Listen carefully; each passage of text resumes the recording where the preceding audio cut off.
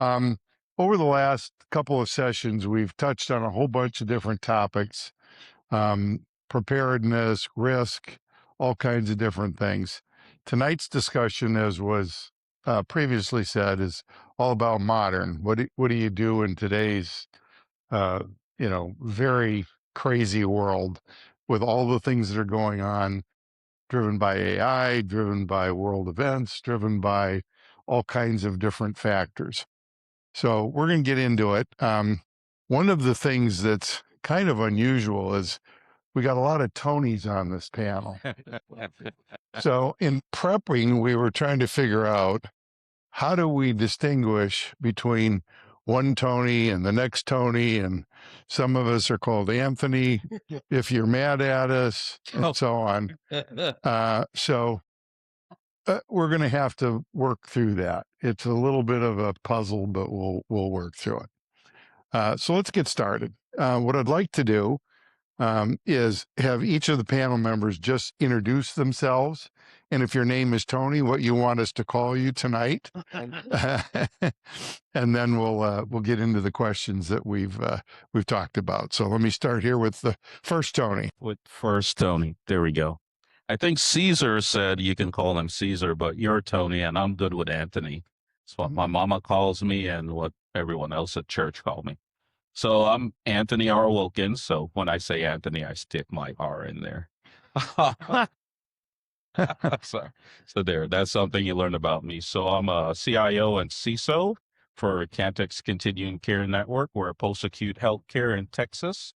Used to be in Louisiana and New Mexico. We're not limited to Texas, but that's where the bulk of our inventory is at. Glad to be here.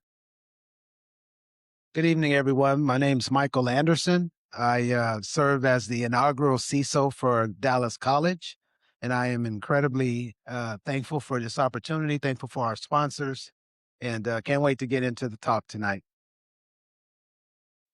Good evening. I'm Imran Jain. I'm a CEO of a firm called PAKAM Global, and our focus is on AI first, and hence we are here and talk about how cybersecurity and AI are both at the cross-section or intersection, if you will. And then I also offer advisory services to the mid-market space. So glad to be here. Good evening. I'm Tony Caesar. I am a recovering CIO. Or ex-CIO now, after practicing for almost 30-something years as a CIO. Early this year, I went out and launched my own organization. So I run Zara Technology Group. We are a fractional CIO and executive IT services organization. We serve the SMB market, companies that don't have CIOs. So it's going to be very interesting because I'm not a pure CISO, but I spend enough time in the enterprise with CISOs working for me. I'll give you some perspective on that. So, Tony. Great, super. So great background, each representing, I think very diverse business environments and services and so on in the cybersecurity space from one perspective or the other. One of the things that I wanted to get into pretty quickly is the whole topic of AI. You can't pick up a newspaper, you can't have a discussion with anybody, even at a cocktail party, without the subject of AI coming up. Is it the cure-all? Is it the fix? Is it creating a bigger problem? And, what should we be thinking about? What should we be doing in our roles with respect to AI? So let me start at the far end. We're calling you Tony too, or what are we calling you? Caesar. Okay, Caesar tonight. All right, Caesar. What do you think? So for me, because I've kind of shift focus right now, and I'm really focused on the SMBs, small companies that don't have CISOs, right, or CIOs. And what I'm finding is they've outsourced their security to MSSPs, and really some of these MSSPs, they're really just trying to figure it out as well, right? So we always think that the big guys are the easy ones that everyone's going after, right? Because that's where the money is. But what I'm seeing is that some of these bad guys are realizing that go after the small guys, right? Because it's like the Walmart, more volume, right? if we can do 10 or 15 or 20, we'll make as much money as if we go after one, right? So it's really been a challenge for me as I'm talking to CEOs and CFOs of companies. Do they really even understand what's happening from a cyber perspective? And what I'm finding is that the board of directors for these companies are now asking them, mandating that they go out and have audits done. Several companies I've spoken to recently, the reason they're talking to me is because they had to commission a cyber audit. And on a score of 1 to 5, they're scoring ones, right? And that's scary. And some of these are some very, I won't tell you what industry, but let's just say there's some people who are putting money in some of these places that they would not want to know that their data is not secure, right? Their information or their personal information is not secure. So it's a challenge from a SMB perspective. Imran, you deal with a more international crowd, and I'm sure this is a context that's happening all around the world. Are you seeing any differences in sort of our view here in the US versus a more global view? So globally, I think most of the cybersecurity threats are becoming quite similar. And part of the reason is because a lot of the markets in the Middle East, in Asia Pacific, and as well as in LATAM are all focusing on heavy financial transactions, which are all as a result of either e-commerce or what have you. So the AI threat is real for them as well. So one of the things that I believe, no matter which part of the world you live in, essentially what we have to do is embed the concepts more as if they are part of your core business operations. In absence of that, you're treating it like a tool. And it's no longer a tool. It's part of how you see the world out there. And so therefore, the markets across the globe are experiencing very similar threats and challenges. All right. I'm going to ask you the same question. What do you see in the world you live in? I think, from an EDU perspective, it's a little bit different, right? Because when you're in a traditional business, you can take certain types of precautions, right? For AI as a domain, for cybersecurity as a domain. Well, in the EDU space, you don't have the luxury of being able to button things down. It's an open environment, right? It's collegiate, right? I've got to allow faculty, I've got to allow administration and students to bring their own devices. That in and of itself creates all sorts of challenges. And so when you have an environment like that, that is rich with difficulty, right? When you craft your strategy, whether it's AI or whether it's cybersecurity pure, I've got to also layer in privacy because I've got, young kids' records and such. You have to plan for those strategies and those controls to fail.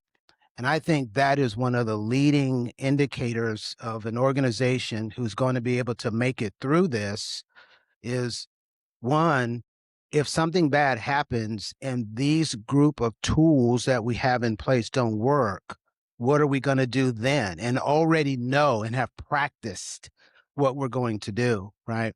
So I am treating AI as just a separate domain, just like I treat all of my other cyber domains, and giving it the same love and the same financial burden, at least through this next financial cycle we're going to go through, as I would any of my other cyber practices or tools. Anthony. Yes, sir. You said it right.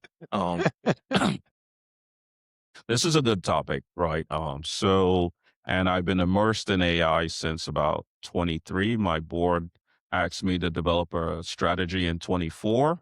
And so now we're in 26 and just had boards week 2 weeks ago. And they go, Tony, we agree with you now, or Anthony, we agree with you now. We don't need to rush to it. So two facets. We're in healthcare, and AI is the force multiplier for healthcare, even though the practitioners, at least at the nursing level, haven't accepted that yet. On the security front, it is the force multiplier again against itself. because the human cannot protect against the AI attacker. It's just at the pace that it goes at. And so it's embedded in everything. And I just heard Dr. Daniel Kraft is a oncologist that's been practicing future medicine since COVID, and he says we should call it IA, intelligence augmenter, right? And embedded in everything, and just in what you learn, what you protect. So we have a lot of PHI, PII. I have 5 electronic health medical record systems, and we have a huge foundation of known ways to do things. And so AI can ingest that and improve that. But also we have to protect people from putting patient information in ChatGPT, um, you know, put in medical records in the EMR that ChatGPT generated. Yes. And leaving the emoticons in there. And so you're like, why did you do that? That doesn't make sense. But our approach to it, we have a AI governance committee. It's foundationally small. So we have general counsel, compliance, and myself. And I purposely kept it small so we can lay a foundation. Part of our plan is to educate, right? Before we restrict it. I can control where data goes. And so it's really where data goes, because even when you try to restrict it and say don't allow any AI, they're going to take a picture of it and they're still going to put it in there. So as a governance committee, we decided to educate first. There's data leak prevention there, and really look at how can I enable the applications that they use to have the AI built into it. So working with different firms, Microsoft, and others in doing that. And so this year has been spent, flying a lot to those places and really seeing where the future is, and it's now, and how can I protect it by educating, enabling, embedding, so that it's doing it the right way versus copy paste and letting everyone decide what their AI documentation is going to be. Whereas I can build that for them, that it enables, augments their intelligence against some medical records and put in the proper thing. So That's pretty cool. Yep. If I look at all of your responses and sort of mix them up in a bowl, I can pull out a couple of common themes. One is, for most of you, you're treating this as a risk thing, like a lot of other risks. It's a newer risk, but we have risk frameworks. Yep. And we have ways of thinking about how to deal with risk, and we have risk tolerance sorts of frameworks and so on. Is that a fair assessment of how we Yes. think about this? Yes. It's like there's nothing really new under the sun. It just comes in with a different name or whatever. Imran. The interesting thing I see trend line wise, based on where AI is coming in, and it has created a lot of chaos for mid market. Mid market doesn't have the luxury of CISO, as Cesar already said that. And so, therefore, what do? And AI is a very interesting concept that creates an image of Imran and comes in as if it is Imran, and then they end up losing $35 million because it was a bank manager or somebody else. So there are some real threats out there. So how does the large enterprise deal with it? Well, they have the luxury of having folks like Tony and others. And what about the mid-market, the ones that are going to struggle with this? So in my view, one, the regulation side has to kick in into a high gear so that there are controls to assist with the middle market, or for that matter, any business. And on the other hand, I think equally it's important to recognize that perhaps that's an avenue for that type of market to move towards a managed service, where they leave it to the experts like Intrusion and others to kind of deal with that problem, because they just don't know how to deal with this constantly evolving and changing environment. So that's much my view. A quick add-on to that, because I spoke to the New York hospital system at lunchtime, and so HIPAA is sending out new regulations, and one of them is you have a virtual CISO or a CISO of some kind, And what we realized, to your point, the mid-market isn't aware of what they need to do. They don't know how to go about it. So it's an opportunity for MSPs, MSSPs, and to introduce a fractional CISO to lead that direction, because they cannot do everything right away. And so would they have done it before? Not necessarily. And so now HIPAA is pushing that it goes out tomorrow, that you need to do this. You need to do a risk assessment. Most practitioners at the mid level doesn't know what that is, right? You need to do pen testing, but they're like, well, we have big pens. How do we test them? Right? And you need to do an assessment and see where you're at. And so they need that guidance, is my plea to everyone. Because to Caesar's point early on, and I think we get into it, it's the third party, it's the mom and pop area that attacks the big guy. And just to be clear, the big guys are getting attacked too, the hospital systems, the billion-dollar companies. So no one's immune.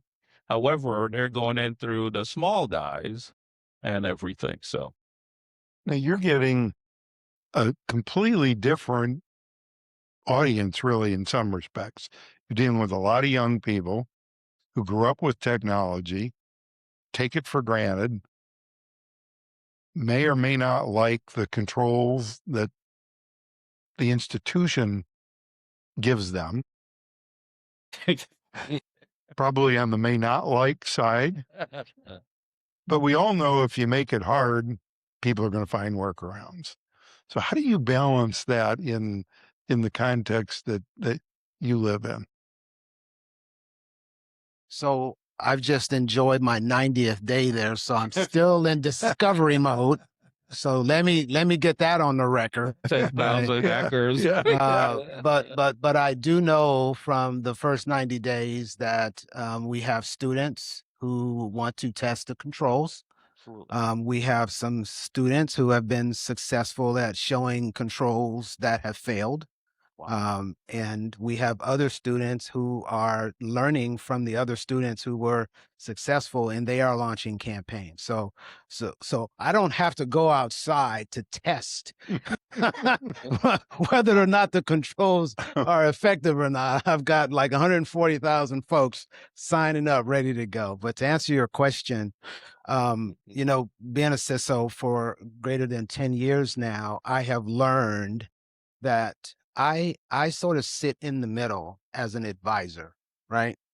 And I know when I advise, and it's somewhat abrasive, big club, hammer it in, I know that is going to create another set of circumstances that I got to go after. And it's going to create a mushrooming effect on the side that I don't want to experience. Whereas if I come in gentler and kinder and understanding with a smile, right? And I layer in very good communication skills with a little bit of persuasion, right? And then talk about the controls well before they hit, get input on what people think, then I am considered someone that is, again, an advisor, right? I don't assume any risk. I sleep really good at night, right? That's not my lane. What I try to do is look at the things that are important to a CISO, which are privacy, cybersecurity, right? And compliance. These are the things that get me fired or get me a bonus, one of the two, right? So I always have that in my upper left corner. But again, I believe that there is a manner in which you CISO, right, that sets you up for success rather than failure. And I think meeting the business in the middle, right, being a broker for the business, not being the no CISO, because he doesn't have a long lifespan. Right. Meeting the business in the middle, looking at the objective. And if I don't know at the time I'm at the table, go find a way to say yes, right? And then do the absolute best I can with compensating controls to meet the demand or whatever the business objective is. I think that's a great approach. I had an experience this last week that I'll share. I want to see if any of the rest of you or anybody in the audience has experienced this. Got an NDA from a company we wanted to talk to. And there was a new clause in the NDA. You want to know what the clause was? We wouldn't put any of their information that we shared in any kind of AI engine for analysis, Yeah. Wow. That's right? First time I'd seen it. Wow. Of course, I immediately called Doug up and said, we should have that in ours as well. But anybody else seen that? Yeah. Yeah. One. Yeah. Interesting.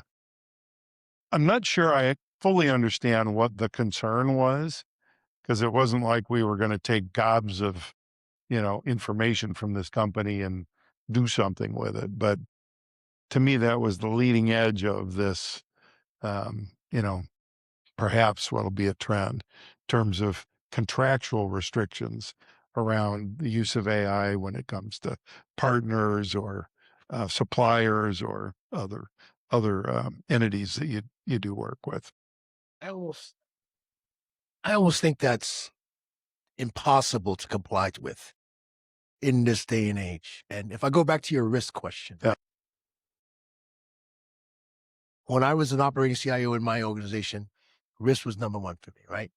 I like your approach. You got to create goodness inside the organization, right? But there's two sides, right? Your user community, that's the weakest link in the chain. They can wreak havoc, right? You could do everything and have gates and security and guard dogs and alarms and everything at the door. And you got one user that has access internally, does something dumb and opens up the whole can of worms. What I'm worried about in terms of risk is, how do we manage risk in this world when technology is changing every single day? Don't fool yourself. Every single day. What we think is impossible today, at the end of the year, will be very possible.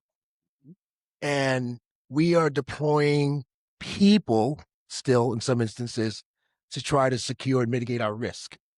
And I personally believe that the only way we're going to win this battle is by AI on AI. I mean, that's really the only way we're going to win, because the human brain cannot operate at the same capacity as an agent.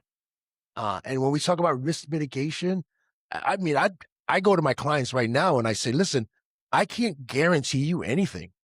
All we can do is try to address what's the biggest risk that we have and how could we mitigate or minimize some of these risks. But there's no silver bullet that someone can tell you that I'm 1,000% risk-free, that I've taken everything and then nothing, I can never get breached, I can never get hacked, because that's a fallacy, right? That's not going to happen. So, I think when we all sit in this room and we're thinking about, as CISOs or whatever roles we are in, to me, our goal is to try to minimize the risk the best we can, but be honest with the people that we work with, that there's no 100% guarantee. Not today, not in this day and age. And that you could have the best company, Intrusion or everyone else. There's always going to be someone or something out there that's one step ahead. Well, and some of it, I will say from experience, isn't even deliberate stuff. It's accidental stuff, right? That it's not caused by AI. It's just caused by architectural flaws or design flaws or some unique set of circumstances that nobody thought of before. But, oh boy, once that happens, now, there's lots of problems. So if I distill all that, it's really, I think, around using whatever tools you can have, AI for, if that's appropriate, for rapid detection, understanding what's going on in your environment as quickly as you can understand it. Time is not your friend in the game that we all are in. And then once you've detected something, reacting quickly to isolate, mitigate, whatever it happens to be. I think those are sort of givens in terms of how our world has evolved. There's a debate that I've been watching, though, which is, to what extent do you let the machines make the decision versus ultimately allowing humans to make the decision? And here's the example, I think, in my head. You could enable machines to fight back, or you could stop and say, we're going to let the machine detect, figure out what's going on, and the worst we're going to allow it to do is to pull the circuit breaker, to shut down the things that are being attacked, and then let humans and other machines figure out what the right response is. And I'm a mixed mind around that. I wondered what you guys think. Open question for the group. I like how you phrase it, and being a prior military guy, I'm like, well, to kill is still a human thing, right? We don't want the machine to do that. So when I look at threat, what we fail to realize, or not fail to realize, but what AI helps you do is get the information to make the decision a lot quicker, like sub-second speed quicker. And so that decision you can have it go as far as isolate based on certain conditions and get you the data to make a decision of next steps. And so I think if you look at it as IA, intelligent augmentation, it takes your mean time to resolution way down, or mean time to detection way down, that you isolate it and have a plan. I have a rule in our company, and so I don't have a large team to go and look at stuff for a month or anything. So we have a thing. I tell my SOC, if you see a threat which AI detects and isolates it, shoot it and tell me in the morning, right? If it looks like a duck. If it's a cat, I'll get you a new cat. I told our investors that they like that when they're investing hundreds of millions of dollars. The first time I got to speak directly to the investors, and they asked that thing, not against AI. This was a couple of years ago. It's, how do you protect this investment? How do you treat a threat? I treat it as a threat. Right. So It's interesting. We talk about AI or either way. This reminds me of my days back in nuclear engineering. When we worked in the commercial nuclear power plants, we really didn't care about what would happen after the whole plant shut down. We just needed to shut it down. And so it's one of those catch-22s, kind of like your homeowner insurance. You have it, but you hope that you'd have to pay the deductible, because that is the consequence of it. But on the other hand, you've just saved your investment, whether it's your home, whether it's security related to data, or whether it's related to financial impacts. So at the end of the day, I think the kill switch is an essential element of where we are and where we're going to go. Now, ultimately, you can recover out of it, but there are consequences. Yeah. But those are to be evaluated and assessed based on a business risk, which is far more important than looking at the tool you used. yes. So I think that's true. And one of the things that you see with automation in all kinds of different places is the human reaction to that. And then in some cases, there are objective facts that kind of argue against what the human feeling is about it. And I'll give an example of self-driving taxis. If you've taken one in any city now, objectively, they're safer. They're less expensive to operate. Some people find them really pleasant because you're not dealing with some random driver who may or may not have taken a bath that day, or turns on music in the car that you don't like, all kinds of things like that. So if they're safer, cheaper, more pleasant experience, you'd think, why don't people love it? And some of it is trust, right? I don't have enough experience with this to say I can trust it yet. I think the same analogy, though, works in our field. So what do you trust? What do you have enough experience with that you say, okay, I'm willing to give up some things that I had people do before that now I'm going to let automation do, and give it the same trust, if you will, that I had before. Thoughts on that? sorry, just a quick question. So back to you on that one. Remember, if we talked one time where it's the human element, if they make one small mistake in production operations, that trust is now down the tubes. Right. So the real question is, what defines trust, and then go from there. I met with a group of CISOs a couple of weeks ago where this was the central idea.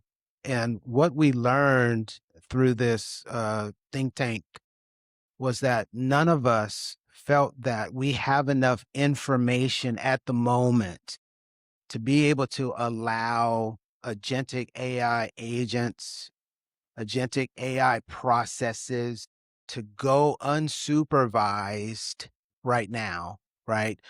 We do believe for the very first time that we are seeing components of AI that can reduce the time it takes to identify, Tony said it really well, isolate, and get us back in the loop to make an informed decision of all of the facts, right, that are on the ground.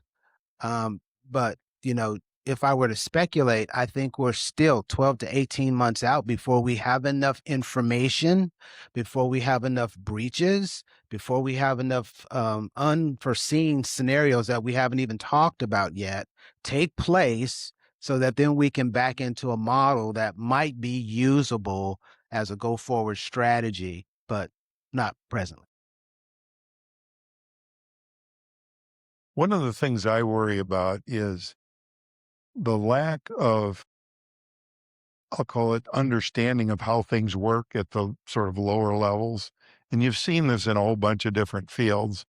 When I was growing up as a young man, one of the rites of passage was you worked on automobiles. And you learned what a carburetor was and how to change the brakes and, all kinds of other things.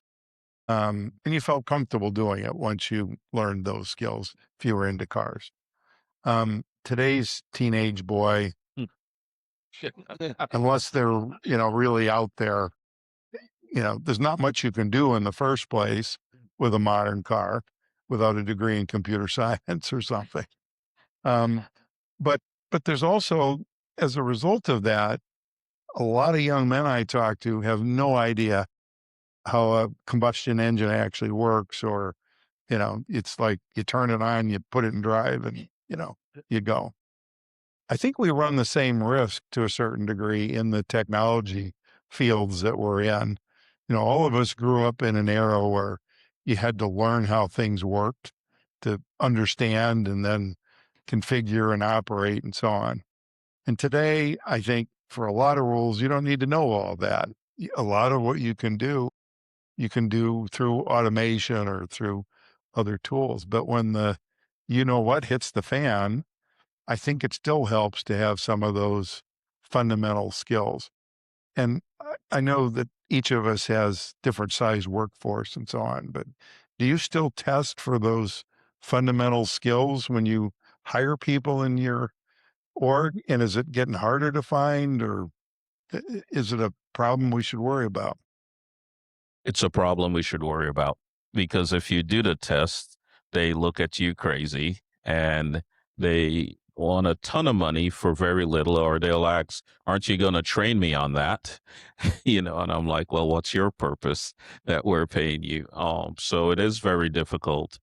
With the AI training, it's we all up here as practitioners know some fundamental things of networking, TCP/IP, where data is stored and everything. So it's a similar thing to have the AI go and find those things, look at those things, continuous monitoring, to where I don't think it runs around on its own and make decisions like that. It's binary, right? It's zeros and ones, and you just programming it to do that, or teach it a thing so that it can do more. I think it's less than 18 and 12 months. It's the end of this year. Is my prediction of what it's going to do, especially in the security space. And not just my opinions. Like, there's a lot of way smarter guys than me that showed me the path of what it's doing. It's changing every month. if not week, for security and what's coming. And we just, to your point, Tony, we have to understand the fundamentals of it so it enhances our intelligence, right? Augments our intelligence of using it a lot better to augment the youths that are coming out so that they can be the human monitoring the thing after the AI grabs the information. The car gets you to the parking lot and the kid goes to the car and opens the door, right? And lets you out. So we have to get it to that point, in my opinion.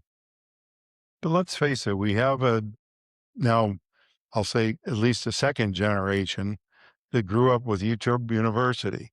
Yes. Anything you want to do, you can go watch a YouTube and, there'll be multiple things that'll tell you how to do it.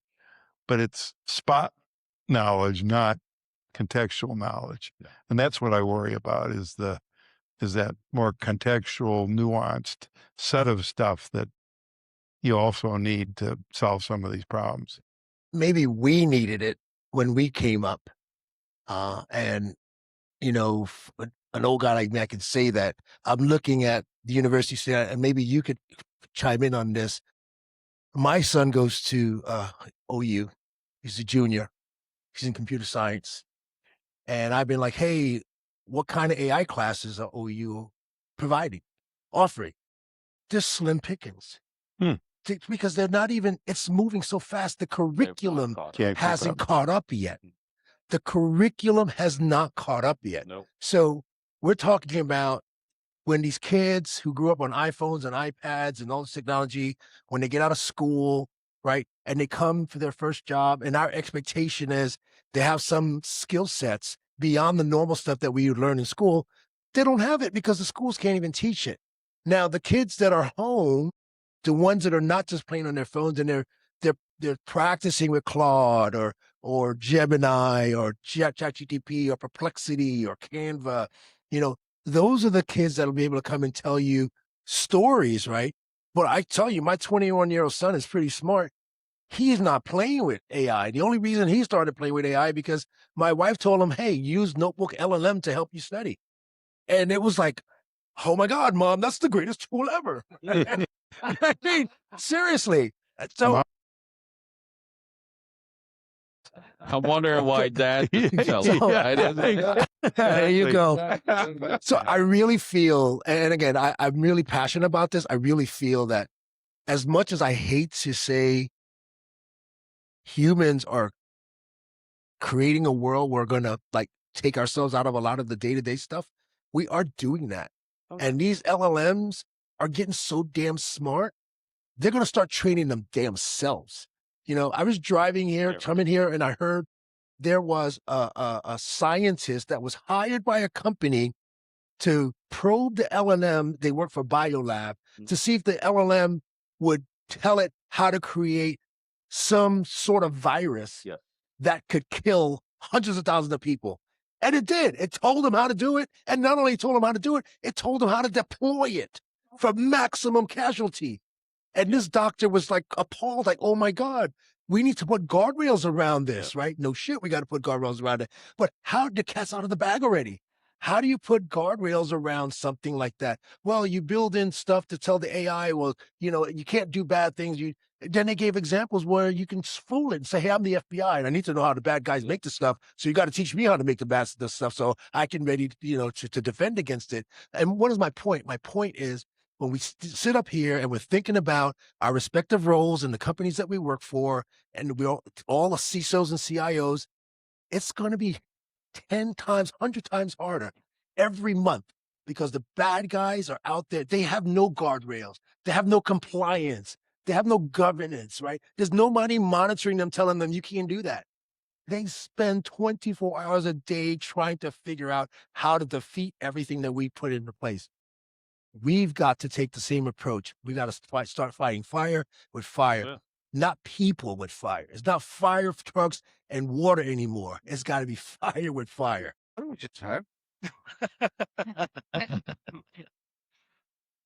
want to go back to and have a little fun for just a minute. I'm sure you guys will thoroughly enjoy this. We had an interview that we did for a cybersecurity analyst 2. And the young man came in, the resume looked fantastic. Like, all right, looks like we may have a winner. We've been interviewing for quite some time, just can't seem to find the right person. And here he comes. He's looking good. He's got a portfolio with him. He's got a pen and a paper. We're like, wow, this has to go good. And we start asking him, because we have to treat every single interview the same. It's a college sort of prerequisite. Standardized. Standard, yeah. And so we start asking him the questions. They're based on his resume, and he's not getting any of the answers right. And we're like, okay, so finally I cut in at the end, toward the end, and I go, hey, so-and-so, your answers don't appear to be lining up with your resume. Where did you get all of these skill sets from? He was like, this isn't my resume. I got this from my buddy. He said that this would get me the job. So now I know that sounds really, really rash, and it made me feel some kind of way as a hiring manager.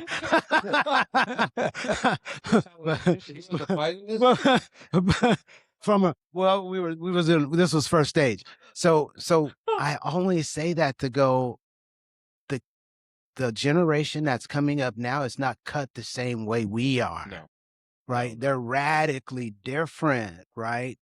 And then toward the end, he wanted immediate feedback. So tell me, how did I do? I'm like, oh my gosh, I cannot believe this is happening to me right now. So we gently shared with him that we would not be bringing him back for round 2. And I shared with him why, and he was like, well, gosh, that doesn't seem fair. Like, he is defending this situation, right? This is probably a one-off, and I wanted to give you guys some humor. So now I'm going to go back to the serious side. Anthropic has a product called Claude. There was very recently a version called Mythos that was released accidentally. And in this accidental release, we also found out that some of the hardened operating systems that we use for a variety of different appliances, specifically inside cybersecurity, they've had vulnerabilities for numerous years that had not been patched. Now, the reason I share that is... Or even discovered. Yeah. I share with my colleague, if we, the good guys, are able to get some of that tech on our side, then the timeline is radically reduced, right? Well, the fact that some of it was released, we know that the bad actors got copies and are working diligently to put together products to exploit that. So I hope we meet somewhere in the middle, my friend. Yes. So I like that you said that. So the basics of security hasn't changed. The blocking and tackling is patch your systems. It's that simple. They don't have to create anything new. They're finding exploits. So you have to patch faster. You have to patch when your machines are on. I patch every other week in the middle of the day. And at first everyone hated it, but they've gotten used to it because I'm not, excluded from it. So you can be in a meeting, the patch is going. You have 4 tries to let it do its thing. And so you have to patch. You have to look at your firmware. If you have IoT, you have to look at those. Mythos just found something that was there. It was a blessing. And so, yes, everyone scrambled to patch that thing before the threat actor found it. But it was there. It's been there for a long time. So we need the tool to find that. It's a catch-22. So if you're lazy on doing the blocking and tackling, you're going to get exposed, right? We got to make the threat actor think harder. Yes, he has AI now, and they recreated Mythos as an open source after that, right? And so they seen the behind the Oz box, but it's not that complicated. Yes, it's time consuming. But if you get back to blocking and tackling, you still have to train your users. You're not going to get to 100%, but you're going to shrink the space, right, in which they can attack. put all your golden eggs hidden somewhere, which is harder now. We're in a cloud environment. So before we can just protect the whole data center, protect the data, harden it, everything to it. But now it's SaaS everywhere, right? So you just have to put the DLP, data loss prevention, to watch your data where it's moving, encrypt it at all times, and you still have to patch, right? So Super. Questions from the audience? Andrew. need a mic. Right. Talk loud. How's that? I'll be the mic guy. I'll be the mic guy. Want to go to the ladies?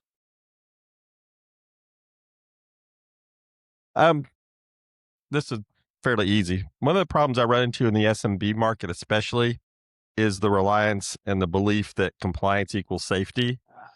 And they see cybersecurity as a cost center and the problems to be solved with cheapest possible solutions.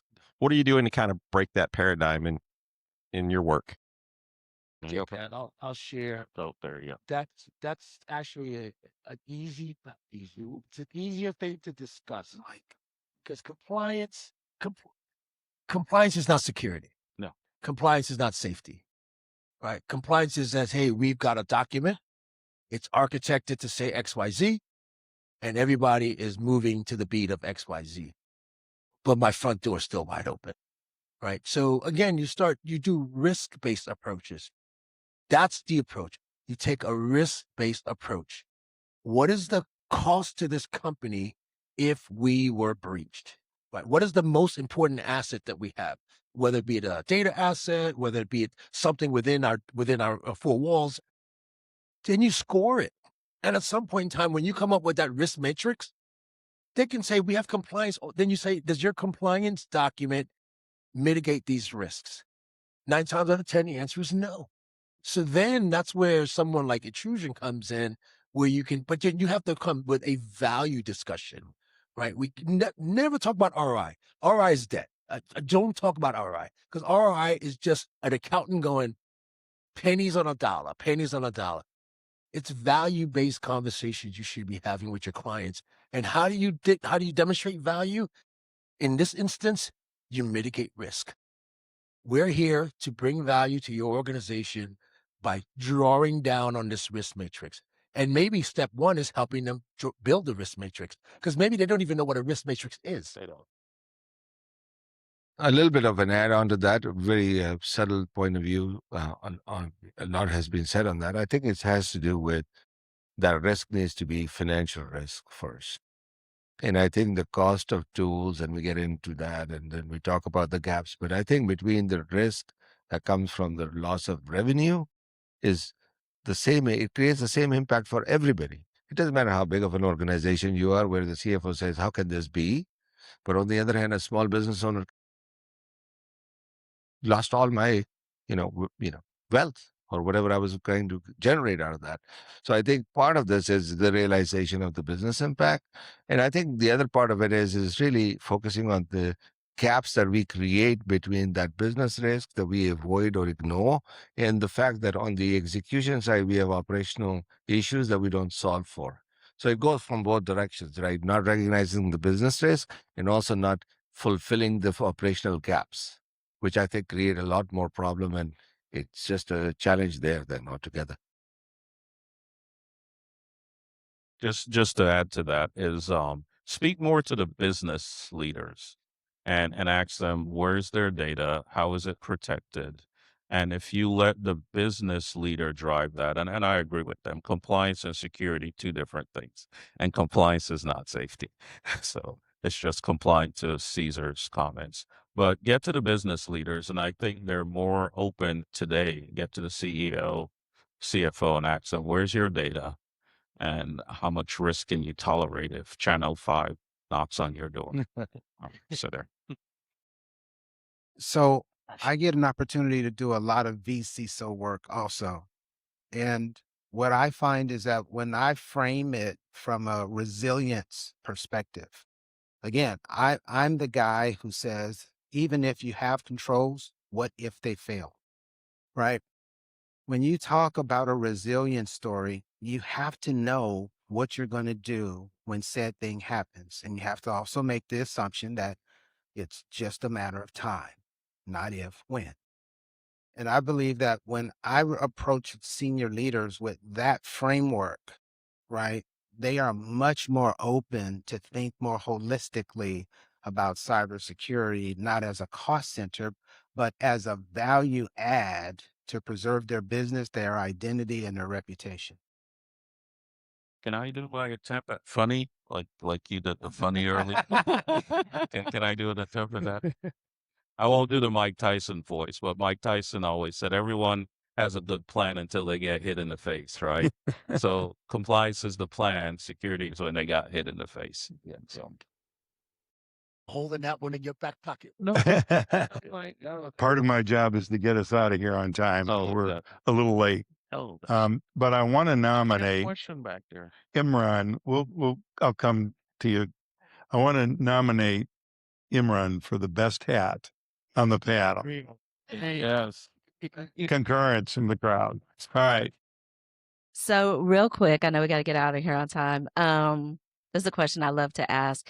If you were on a corporate island and it's just you, you're the only CISO or CIO, whatever your title is, what is the one tool or process that comes with you?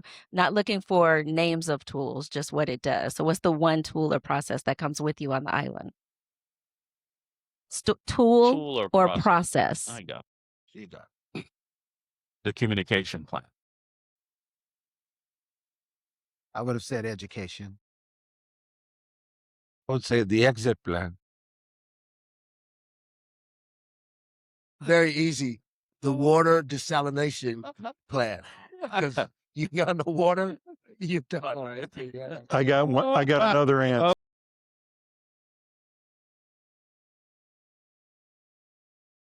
Darling, Zara. Information's power. All of that. All right, we got one more. Plan. Oh, here we go. All right, Caesar, I think you said something earlier about like there's no really good AI framework that you agree with. What's the best one? And this is really to the panel. What's the best AI framework that you're seeing that's being used in the market that companies should start comparing themselves to making sure they have at least a baseline of controls? Good question. So Like I said, I don't think there's any good AI frameworks out in the market. And if I did, that's definitely not the intention. There are a lot of great, now tools are one thing, frameworks another, right? And every company may have different frameworks based on their structure, their needs, and the problem that they're trying to solve, right? So if we're talking about a framework, there is no one framework that's going to fit everybody, right? So I couldn't give you a clear answer because I'd have to go into different companies and figure out what their problems are that we're going to try to solve and design a framework around that. If we talk about tools, oh my God, as you know, there are bazillions of them out there.